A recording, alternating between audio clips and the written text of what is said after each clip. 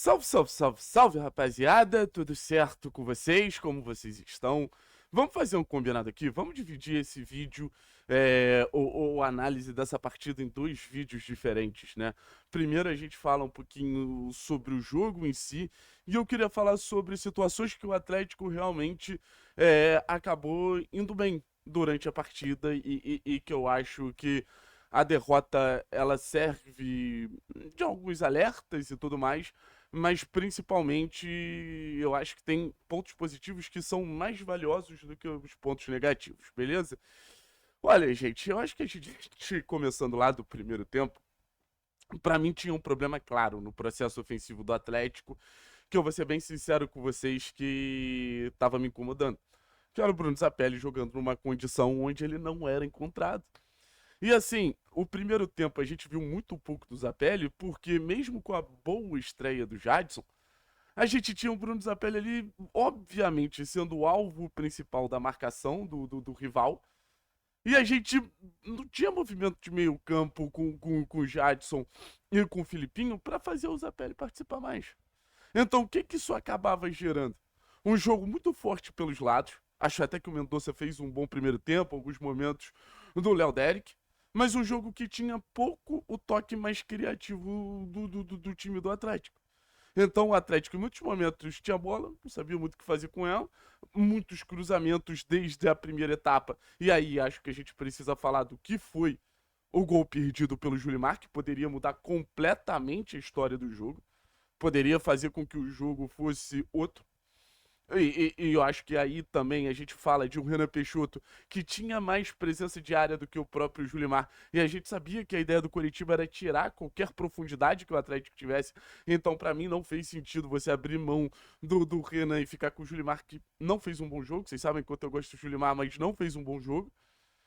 E o Atlético no primeiro tempo, a bola passava muito pelos zagueiros, passando muito pelo pé do Arthur. Aí o Jadson vinha buscar jogo. Gostei do jogo do Jadson. Indo muito pelos lados, mas incomodava pouco, né? Era um jogo muito confortável, a gente não entrava no bloco do Curitiba. A gente fazia o Curitiba tá ali posicionado de uma maneira que eles conseguiam controlar muito bem e obrigavam principalmente os cruzamentos na área. Só que no primeiro tempo os cruzamentos na área eram mais incômodos do que no segundo tempo. Mas a gente ainda conseguia acionar mais um pouquinho lá do campo. No segundo tempo, a gente tomou o gol muito cedo. E quando a gente tomou o gol muito cedo, o que vem na minha cabeça? O Curitiba vai se fechar mais. A gente vai ter menos espaço pra criar ali contra o bloco baixo dos caras, que naturalmente ia se fechar. Os caras tinham oportunidade de se trancar e, ó, bola nos jogadores de velocidade, bola no Ronier, bola no Fabinho que entrou no segundo tempo, em algum momento bola no Pedro Rocha.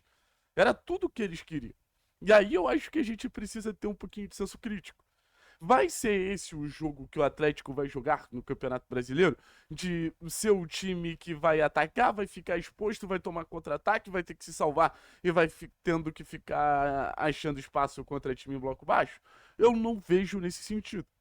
Mas se o Atlético cometeu o tipo de erro que o Benavides cometeu, que pra mim, desculpa, é imperdoável. Você tá jogando um clássico, meu amigo.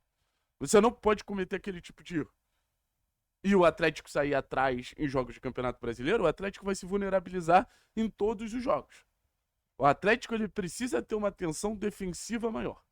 Hoje o maior problema ofensivo do Atlético foi que a gente tomou um gol rápido. E só tranca o time do Coritiba. E aí as mudanças começam a acontecer também. O Odair vai buscando algumas soluções. Primeiro, se eu não me engano, entra Bruninho e Leozinho. O Bruninho, em muitos momentos, como um ala pelo lado direito, e acho que o garoto foi muito bem, principalmente na capacidade de ter um contra um para gerar profundidade. E, cara, não é legal o começo de temporada do Leozinho, né? Não é legal o começo de temporada do Leozinho. O Leozinho peca demais pela individualidade, em alguns momentos, óbvio, opta por um jogo maior de associação, mas eu queria ver um Leozinho mais toque-passa, fazendo o Atlético se conectar perto da área. O Leozinho recebendo a bola muito pelo lado, chocando com o Léo Derek. Então acho que a entrada do Leozinho não surtiu tanto efeito. Aí depois veio o Portilla, depois veio o João Cruz, que aí eu acho que realmente foi a melhor versão que eu vi do Atlético no jogo. Mas não é uma versão que o Atlético se sente confortável, porque o Atlético não tinha um cara de área para duelar com os zagueiros do Curitiba. O Julimar extremamente desconfortável e numa tarde muito ruim, fazendo um jogo muito ruim. Só que a gente começou a ter um quadrado no meio campo ali que começou a funcionar melhor. Que era em muitos momentos o Zapelli, o João Cruz, o Portilla e até algum momento o Filipinho ali, antes de entrar o João, mas o Leozinho. Então você traz muita qualidade para dentro e você começa a circular essa bola melhor. O Atlético teve oportunidade. Tem uma bola do Zapelli que levanta pro Leozinho bater. O Zapelli faz um cruzamento que o Leozinho acaba perdendo gol. Acho que a gente precisa falar como o Zapelli é dono desse time. A gente vai se aprofundar nisso, mas o Zapelli é o completo dono dessa equipe, sabe? As principais chances todas são através do Bruno Zapelli. E quando o time não funciona é porque o Bruno Zapelli não tá participando. Mas aí o Atlético não consegue penetrar na defesa dos caras, né? Em muitos momentos até teve bastante toque na área, mas a finalização mais perigosa realmente faltou. E aí o Coritiba começa a ter transição, a gente muito exposto. Poderiam ter feito mais 2 gols ali, mas no final das contas, o que mais me preocupa é o que eu vi de melhor do Atlético eu não quero ver no Campeonato Brasileiro. E aí, na minha cabeça, não tem outra avaliação a não ser o Odair errou. Aí na minha cabeça não tem outra avaliação a não ser. Se é um teste pro Campeonato Brasileiro, por que jogar de uma forma que a gente não vai atuar no Campeonato Brasileiro? Se a gente pode ter um jogo de transição onde a gente atrai o adversário, joga a bola na profundidade, nas costas do adversário, tem muito mais espaço para criar, por que optar por um jogo que engessa as principais características do Atlético? Por que mudar a posição do melhor jogador? Por quê? Por que abrir mão de mais peso na área sabendo que a tendência era o adversário se fechar? Então, assim, hoje era um jogo pro Odair buscar respostas. E na minha visão, ele fez um trabalho para buscar respostas. Só que as respostas que o Odair foi buscar, que são respostas diferentes, elas conversam com o Atlético dos 7 jogos sem vencer na Série B. Que era um Atlético que planejava ter a bola, o Atlético que planejava ter o controle do jogo, o Atlético que planejava ser protagonista. E assim, com todo respeito, não é nem que a gente não consegue, mas você precisa estar muito bem preparado para isso. E de verdade, na segunda semana desse grupo trabalhando, você não vai estar bem preparado para isso. O que me assusta não é o grupo estar preparado para isso, é o Odair não estar preparado para isso. Para fazer essa leitura, para ter esse entendimento. Então, assim, não vou romantizar, não. Ah, o Atlético jogou melhor. Não. O Atlético, dentro do que ele precisa fazer para ganhar jogos, eu acho que ele jogou mal.